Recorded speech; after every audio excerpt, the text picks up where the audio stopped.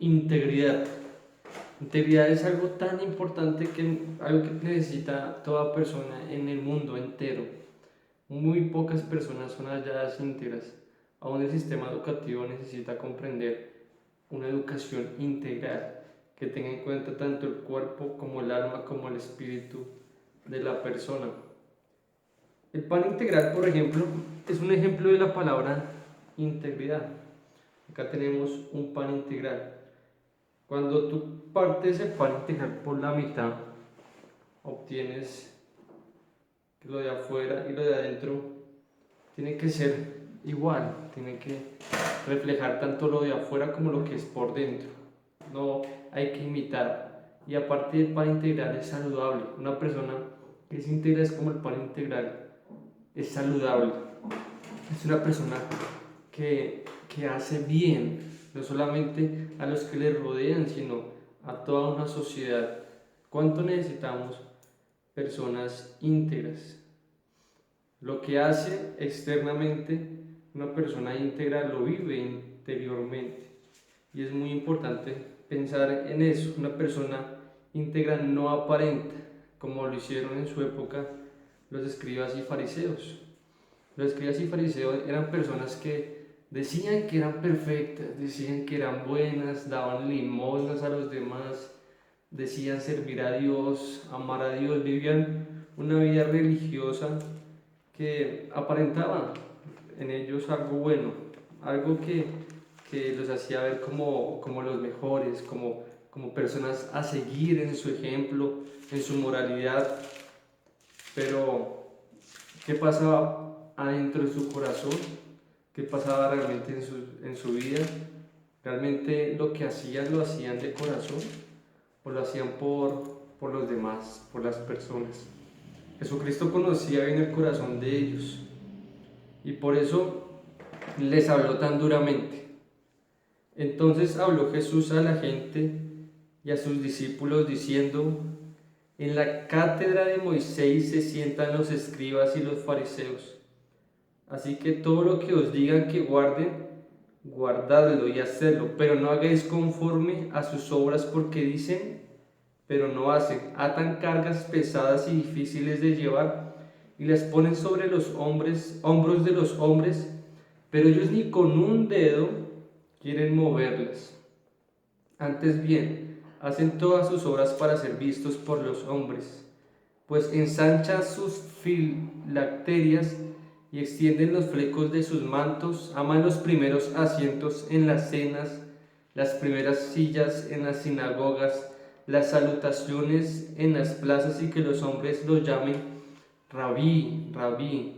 Pero vosotros no pretendáis que os llamen rabí, porque uno es vuestro maestro, el Cristo, y todos vosotros sois hermanos, y no llaméis Padre vuestro a nadie en la tierra, porque uno es vuestro Padre, el que está en los cielos. Ni seáis llamados maestros, porque uno es vuestro Maestro, el Cristo. El que es el mayor de vosotros sea vuestro siervo, porque el que se enaltece será humillado y el que se humilla será enaltecido. Vamos a dejar hasta ahí por un momento y vamos a reflexionar en base a esto que acabamos de leer, que es muy profundo.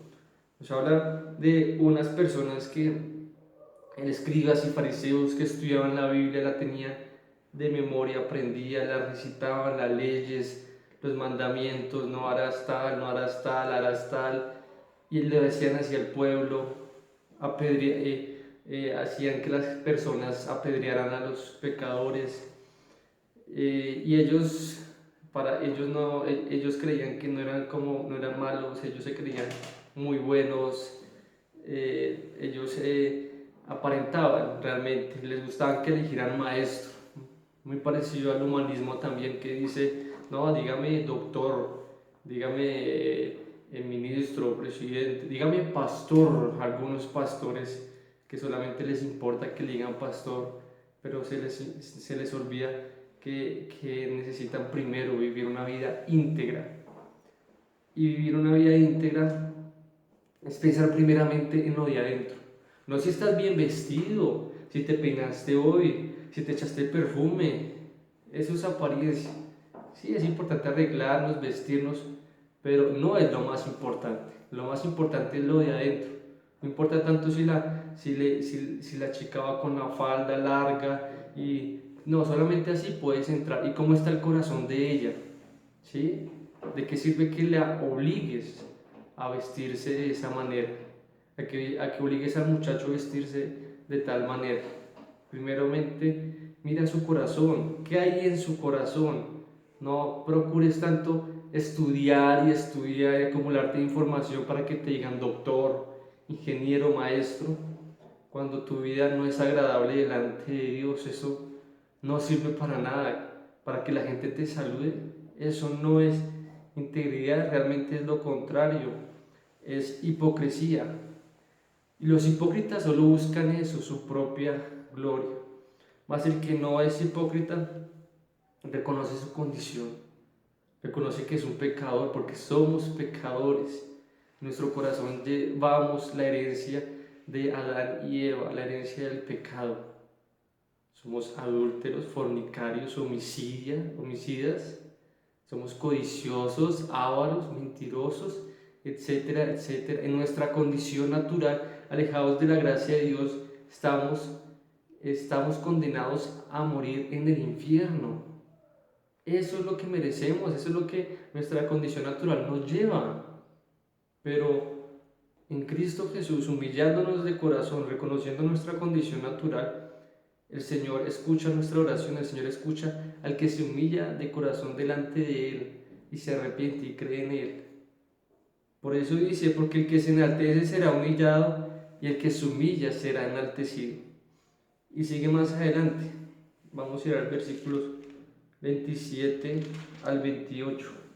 Ay de vosotros, escribas y fariseos, hipócritas, porque sois semejantes a sepulcros blanqueados, que por fuera a la verdad se muestran hermosos, pero por dentro están llenos de huesos muertos y de toda inmundicia. Así también vosotros por fuera a la verdad os mostráis justos a los hombres, pero por dentro estáis llenos de hipocresía e iniquidad. El Señor atacó fuertemente a los escribas y fariseos porque ellos vivían una vida religiosa. El Señor no atacó tanto por ejemplo, a la mujer adúltera, no la atacó tanto porque él vio el corazón de ella, que ella reconoció su pecado y le dijo, vete y no peques más. No, el problema no es tanto que eres o si eres o no eres pecador, realmente eres pecador, todos somos pecadores, sino el problema radica en que no lo reconozcas, en que no reconozcas tu condición y sigas viviendo de esa manera y sigas mintiéndote a ti mismo, pensando que estás mintiéndole a Dios cuando realmente no lo puedes engañar. Dios no puede ser engañado, Dios no puede ser burlado, haciendo creer a los demás que eres bueno cuando realmente tu corazón hay tanta porquería. El problema no es el problema en sí, el problema es cuando no reconocemos el problema, cuando no reconocemos que somos pecadores, somos mendigos. Yo soy un mendigo compartiéndole a otro mendigo. Acá el único mayor es Dios, el único maestro es Dios, el único superior es Dios.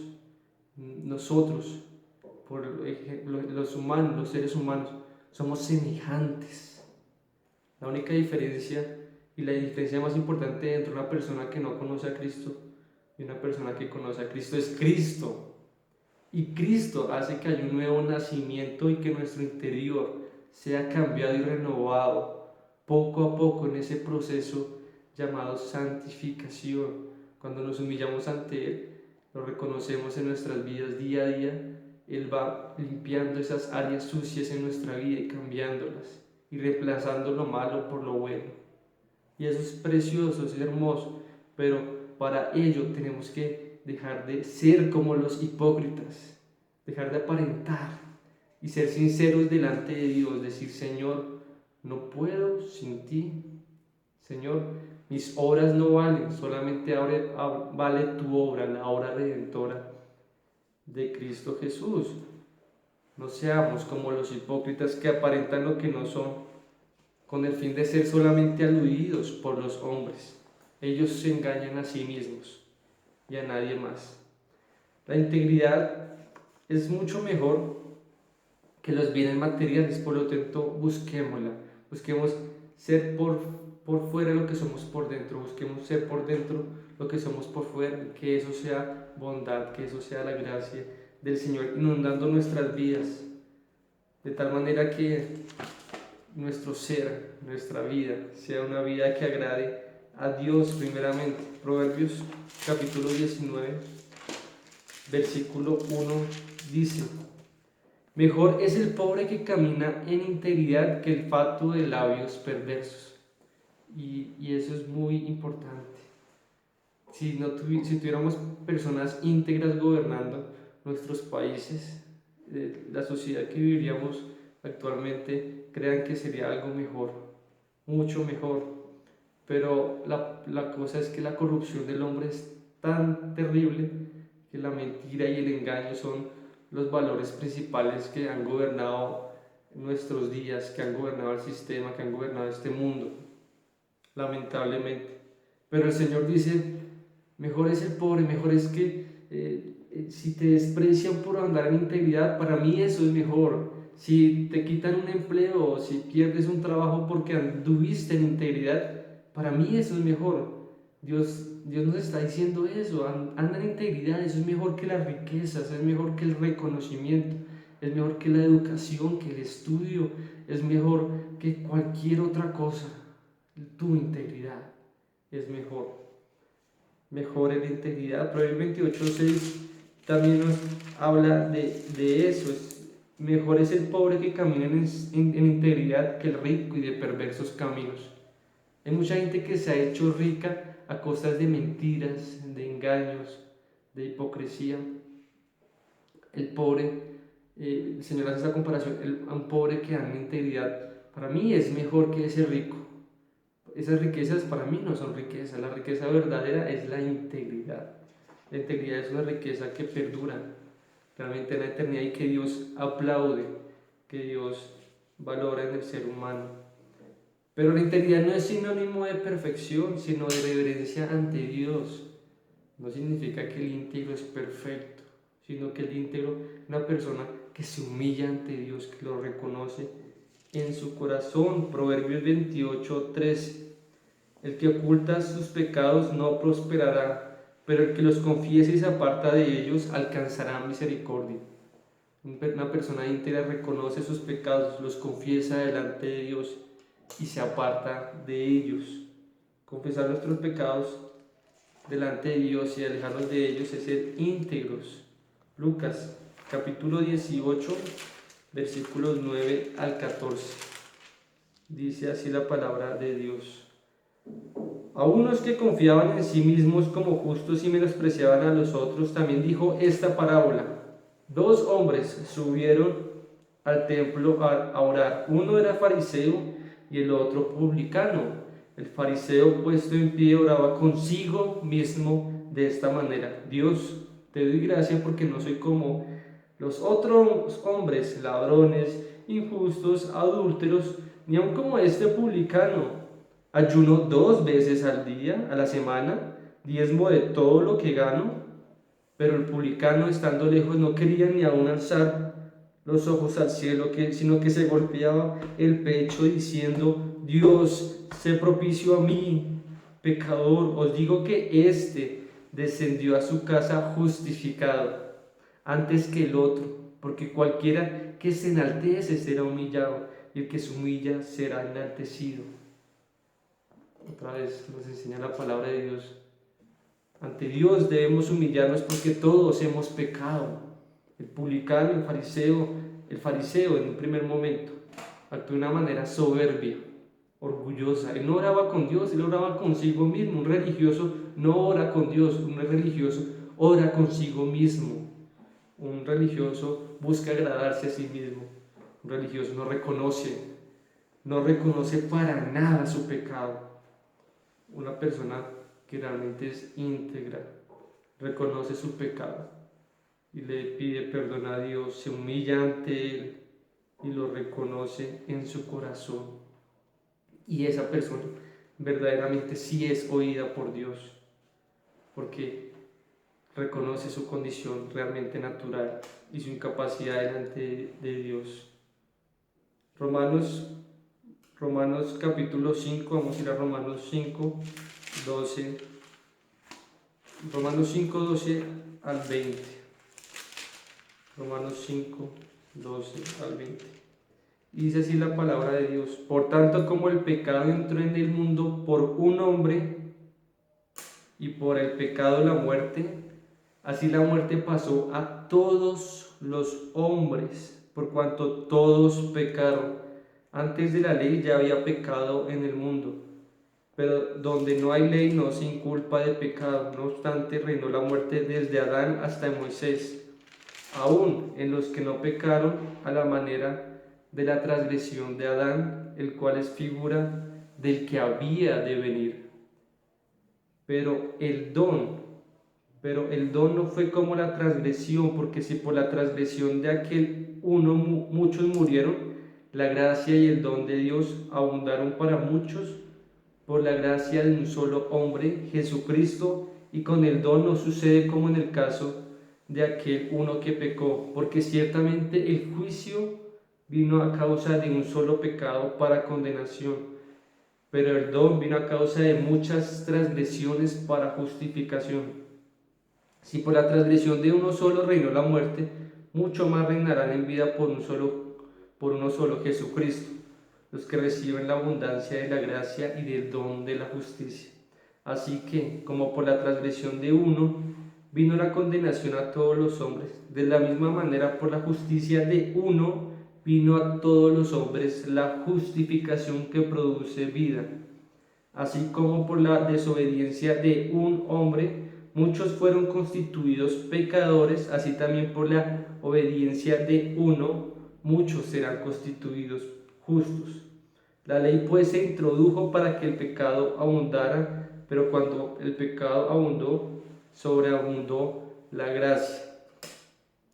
Estamos en un mundo lleno de pecado. Nuestra vida, nuestra naturaleza está en pecado. Nuestra naturaleza caída está corrompida por el pecado.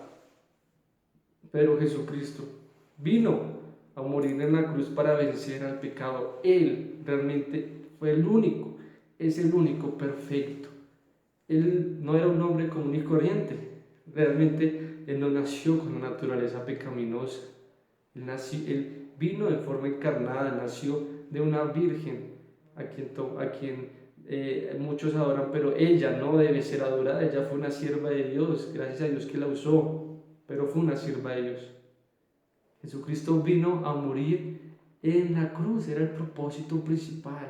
Vino a tomar forma de hombre, tomar la naturaleza humana, para que en Él las personas pecadoras, es decir, aquellos que en Él creen realmente, reconocen que son pecadores, sean salvos. En Él somos salvos, en Él podemos vivir una vida íntegra, podemos decirle no al pecado, podemos alejarnos del pecado, podemos tener seguridad de que esa carga llamada pecado y muerte e infierno es